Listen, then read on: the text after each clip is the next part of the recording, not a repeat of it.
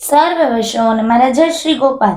માળા તિલકના મહિમા વિશે તો કાલે આપણે ચર્ચા કરી.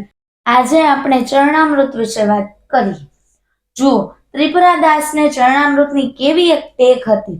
ત્રિપુરાદાસ નામનો એક કાયસ્થ વૈષ્ણવ તે આચાર્યજી મહાપ્રભુજીનો સેવક હતો. તેને એવી ટેક હતી કે ચરણામૃત લીધા વિના જલપાન ન કરવું. પછી તેમને એક દિવસ ગામતરું આવ્યું. પછી પોતે વાળોતરને સાથે તેડીને પોતાના આડતિયા જે દેશાવરમાં હતા તે ઠેકાણે નામું કરવા સારું ગયા. પછી ફરતા ફરતા મારવાડ જેવા દેશમાં ગયા.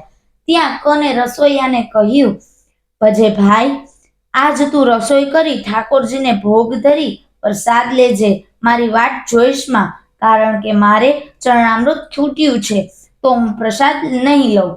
પછી એમ કરતા કરતા 3 ઉપવાસ થયા. ત્યારે ઠાકોરજીએ જાણ્યું જે આ વૈષ્ણવ દેહ પડશે પણ ચરણામૃત લીધા વિના જલપાન નહીં કરે.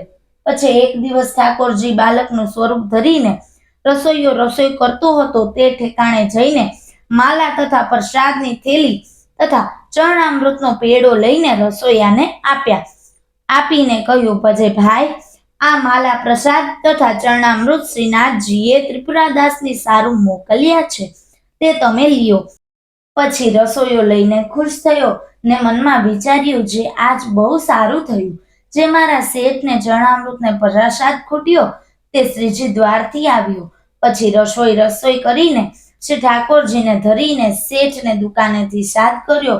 પછી શેઠે આવીને રસોઈયાને કહ્યું, ભજે ભાઈ, મેં તુને કહ્યું હતું તો પણ મને કેમ તેડાવ્યું?